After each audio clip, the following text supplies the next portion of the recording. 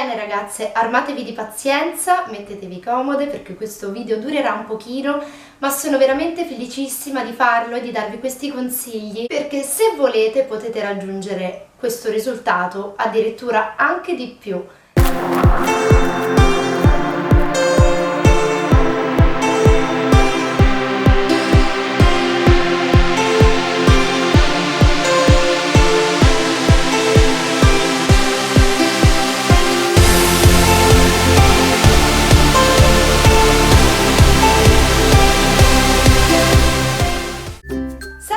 Bellezza e benvenuta in questo nuovo video. Nel video di oggi volevo parlare dei capelli e di come farli crescere. Diciamo che una delle domande che mi viene fatta più spesso è: come hai fatto a far crescere i capelli così lunghi? Oppure come li curi? Sembrano sani? Che prodotti utilizzi? Qual è la tua hair care routine? Bene, oggi volevo darvi 10 consigli su come accelerare la crescita dei capelli, perché i capelli crescono a tutti, indistintamente. Però vediamo un pochino come accelerare questo processo se volete ottenere magari una lunghezza come la mia, perché io sono una grandissima amante dei capelli lunghi, quindi questo video lo faccio con tutto il cuore, veramente. Ok, primo trucchetto barra consiglio, anzi io direi proprio missione, obiettivo, è quello di eliminare le doppie punte. Per farlo ovviamente bisogna tagliare i capelli, anche se non c'è nessun nesso nella frase se tagli i capelli crescono di più, non è vero assolutamente, perché la crescita del capello è una cosa che parte dal cuoio capelluto, dal bulbo pilifero, quindi le lunghezze fondamentalmente non c'entrano proprio nulla con la crescita. È vero però che togliendo la parte rovinata, bruciata, quindi le doppie punte, la parte finale del capello, quella destinata a rovinarsi, il capello non si spezzerà perché è più forte, più robusto, sano e ovviamente ciò che cresce dall'alto poi arriverà fino a giù senza spezzarsi, quindi il fatto di spuntare i capelli serve soltanto a togliere la parte rovinata in modo che i capelli crescano sani. Il mio consiglio, almeno quello che io faccio su di me, è tagliare i capelli 2 volte l'anno. Voi direte che forse sono poche, però spuntare i capelli ogni 6 mesi, diciamo così, aiuterà a raggiungere una determinata lunghezza. Quindi il mio consiglio è quello di spuntare i capelli 2 volte l'anno e di non togliere tantissimo, nel senso magari quei 3-4 centimetri. Io devo essere sincera, è una cosa che faccio da sola, faccio un taglio semplicissimo pari, perché per i miei capelli che sono ondulati sul riccio l'ideale sarebbe un taglio scalato perché dà volume. Ma in realtà io non ascolto assolutamente questa cosa, perché avendo i capelli fini preferisco avere la massa, quindi avere i capelli pieni anche in fondo, e per far ciò quindi li tengo pari. Facendo un taglio pari provvedo da sola ogni 6 mesi e tolgo quei 3-4 centimetri, ma non di più, e quindi tolgo il pezzetto rovinato e il resto è tutta lunghezza che io guadagno, perché se ci pensate i capelli crescono 1 centimetro al mese per le più fortunate o più fortunati 1,5 centimetri, forse 2, e quindi se fate un conto tagliando quei 3-4 centimetri in un anno avrete tolto 8 centimetri su 12, quindi un pezzetto di lunghezza guadagnato c'è sempre. Bene, oltre al taglio, quindi per eliminare le doppie punte, che è molto importante, dobbiamo evitare, come dicevo prima, che il capello si spezzi. Per far questo è importante fare attenzione quando si lavano i capelli e si spazzolano anche con il balsamo sotto la doccia. Bisogna stare attenti a non spezzarli, perché i capelli bagnati sono comunque più fragili, si rompono più facilmente. Il mio consiglio è quello di utilizzare una spazzola come questa è la Tangle Teezer, o diciamo una specie di Tangle Teezer, che ha questi dentini che non vanno assolutamente a strappare il capello e anche a spezzarlo. Insomma, è una spazzola abbastanza delicata, io la consiglio moltissimo per chi vuole raggiungere la lunghezza, vuole evitare che si spezzino i capelli, la trovo veramente ideale. O in alternativa potete utilizzare anche un pettine a denti larghi, magari di legno, neanche meglio. Altra cosa, altro consiglio che vi può aiutare a non spezzare i capelli è dopo il lavaggio, quindi dopo la maschera, dopo aver risciacquato il tutto, non avvolgere i capelli in un asciugamano di spugna, perché potrebbe spezzare i capelli questa operazione, quindi preferite all'asciugamano una maglietta di cotone o semplicemente la fodera di un cuscino. So che può sembrare strano, però questa cosa può aiutare a non spezzare i capelli che sono fragili da bagnati dopo il lavaggio. Ok, il secondo consiglio è eliminare o evitare fonti di calore. Non prendetemi come esempio oggi perché per fare questo video, quindi per mostrarvi l'effettiva lunghezza dei miei capelli, che essendo ondulati non si sarebbe vista appieno, ho utilizzato, ahimè, la piastra. Se utilizzate piastra, ferro, phon, comunque cercate di utilizzare un prodotto protettivo prima di utilizzare queste cose. In estate, ad esempio, magari perché soffre di cervicale non va tanto bene questa cosa, però cercate di far asciugare i capelli all'aria. D'inverno siamo costrette purtroppo ad utilizzare il fono per asciugare i capelli, però diminuite o rallentate se utilizzate spesso piastra, ferro, insomma tutti questi strumenti che bruciano il capello a lungo andare. Se li utilizzate, utilizzateli un po' con parsimonia e poi mettete sopra dei prodotti appositi termoprotettivi del capello.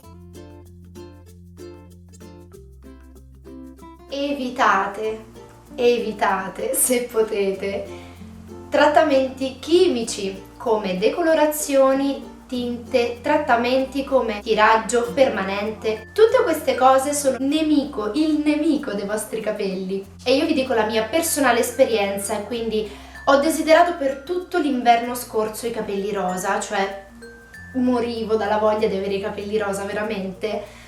Ma non l'ho fatto perché sapevo che volevo raggiungere una determinata lunghezza e decolorando i capelli poi per farli diventare rosa li avrei dovuti portare addirittura al bianco. Vedete quanto sono scura io, questo è il mio colore naturale, quindi non era una cosa fattibile per raggiungere questo genere di lunghezza. Se avete i capelli decolorati, trattati, tinti o con permanente tiraggio, comunque dovrete avere un occhio di riguardo in più, curarli il doppio. E quindi io consiglio, se ancora non avete fatto niente, il vostro obiettivo è quello di far crescere i capelli, evitate, anche se avete voglia di cambiare, perché io in questo momento ho una enorme voglia di cambiare colore, di dare luce, stringete i denti. So che può sembrare un consiglio assurdo, però finché non avete raggiunto l'obiettivo, la lunghezza effettiva che volete, evitate questo genere di trattamenti. Cioè non dico di non farlo perché è bellissimo cambiare colore, giocare con i capelli è una cosa bellissima che si tengono a fare lunghi se poi non ci si può fare niente, quindi evitate almeno nel periodo in cui dovete far crescere i capelli e poi potete sbizzarrirvi come volete. Un'altra cosa importantissima che può sembrare sempre banale, però è veramente importante, è l'alimentazione sana ed equilibrata. Qui vi metterò anche una tabella di cibi che accelerano la crescita del capello, che comunque la favoriscono. E qui vi consiglio di mettere stop al video e zoomare per leggere tutta la tabella. Altro aiuto molto valido nei cambi stagione, soprattutto autunno e primavera, può essere una cura di integratori, quindi un'anticaduta o comunque integratori alimentari che vanno ad irrobustire il capello. Questo può essere anche un valido aiuto. Bere molta acqua può favorire la crescita dei capelli, sicuramente oltre a far bene all'organismo in generale e alla pelle ne gioveranno anche i capelli, perché bere da 1 a 2 litri d'acqua al giorno aiuta ad eliminare le tossine. E voi direte che cosa c'entra questo con i capelli? Beh, i capelli sono costituiti in parte da proteine, cheratina, e una buona parte è costituita da acqua, quindi mantenere anche i capelli idratati è importantissimo, dall'interno ovviamente. Altra cosa molto importante è scegliere un buon prodotto per lavare i nostri capelli. E qui apro un'enorme parentesi, nel senso che io utilizzo prodotti commerciali, quindi non privi di siliconi. È ovvio che un prodotto biologico sia migliore, fa bene ai nostri capelli, perché va ad eliminare quel film che si va a depositare intorno al nostro capello, che avvolge il fusto del capello, e quindi ogni cura, maschera, ristrutturante, rigenerante andrà a fare il proprio lavoro fino in fondo, perché penetrerà all'interno del fusto del capello. Ma non ha senso utilizzare prodotti biologici tipo uno shampoo se poi dopo vado ad utilizzare una maschera strapiena di siliconi? Non ha assolutamente senso.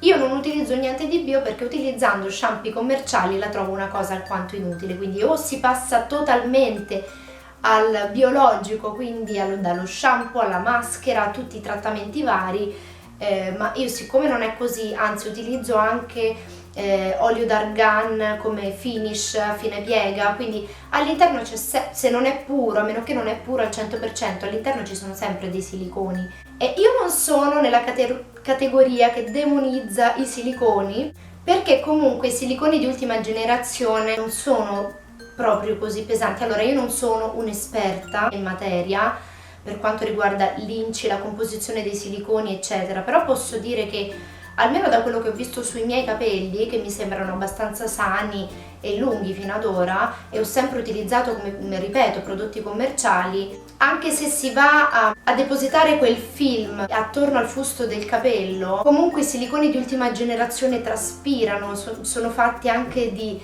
componenti che fanno traspirare il capello, non credo che lo soffochino al 100%, e quindi se io ho raggiunto questa lunghezza fino ad oggi con shampoo normalissimi, credo che non siano poi così dannosi per il capello. Ovvio, il biologico è proprio tutta un'altra storia, però sono scelte.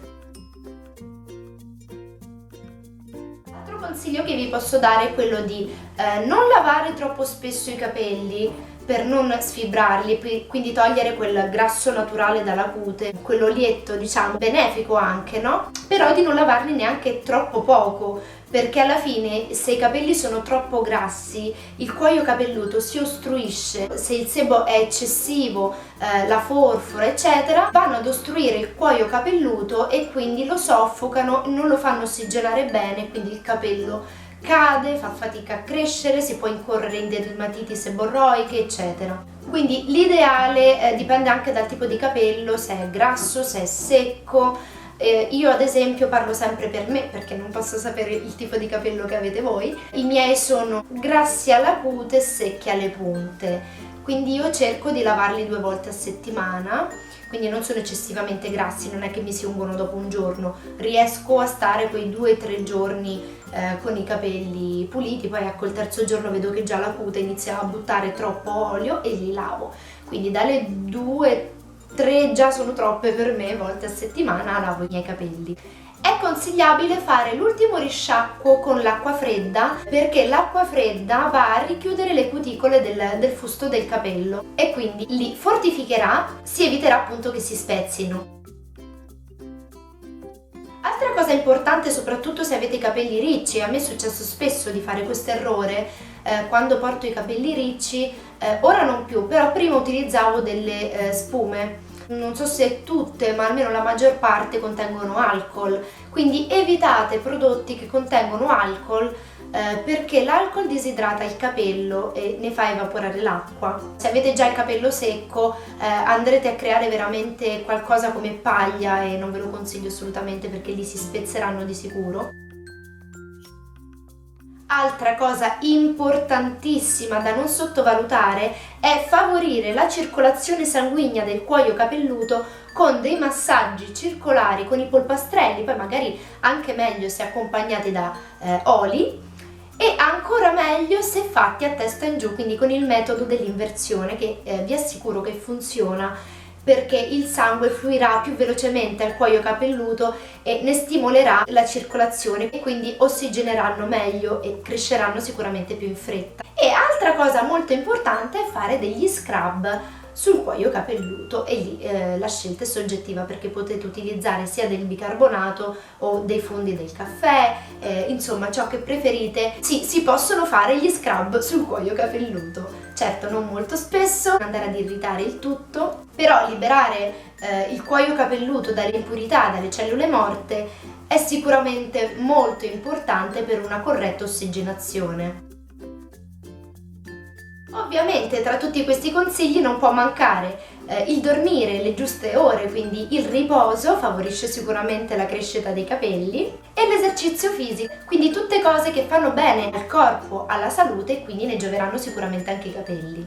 E nulla ragazze, questi erano i consigli che io avevo da dare, quindi tutto ciò che ho testato su me stessa. E c'è anche da dire un'ultima cosa. Io in passato ho rovinato i miei capelli con trattamenti chimici, decolorazione eccetera, e vi lascio qui sotto nell'info box il link del video della storia dei miei capelli, che è un po' vecchiotto, però comunque parlo di ciò che ho fatto ai miei capelli, e li ho tagliati più volte e anche tanto durante il corso degli anni, per togliere il rovinato, veramente, perché mi veniva da piangere per quanto erano bruciati sotto. Non sono mai arrivata ad avere un caschetto perché non ho mai fatto un taglio drastico, perché visivamente non riuscivo a vedermi con un caschetto, quindi non ho mai fatto questa pazzia. Però devo dire che appena sotto le spalle sì, sono arrivata a quella lunghezza lì. Ci ho messo, con tutti i vari tagli e le accortezze che vi ho appena elencato, 4 anni ad ottenere un risultato di questo genere di lunghezza, e sani soprattutto. È ovvio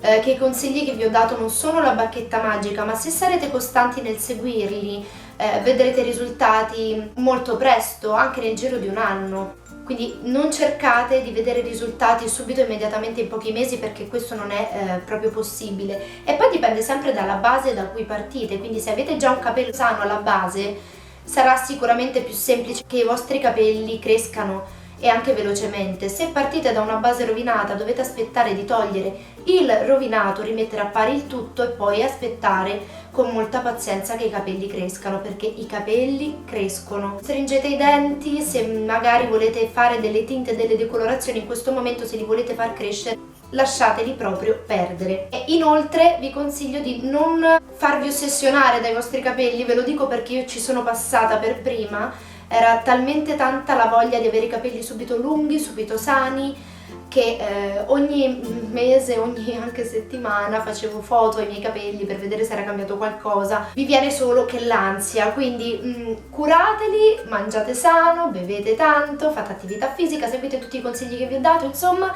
abbiate pazienza e poi vedrete che i risultati sicuramente arriveranno e potrete sfoggiare la vostra meravigliosa chioma. E se è così, e se vi sono stata d'aiuto, fatemelo sapere. Iscrivetevi al mio canale se non siete ancora iscritte e lasciate un bel pollice in su se questo video vi è stato utile. E io vi mando un grossissimo bacio e noi come al solito ci vediamo al prossimo video. Mua.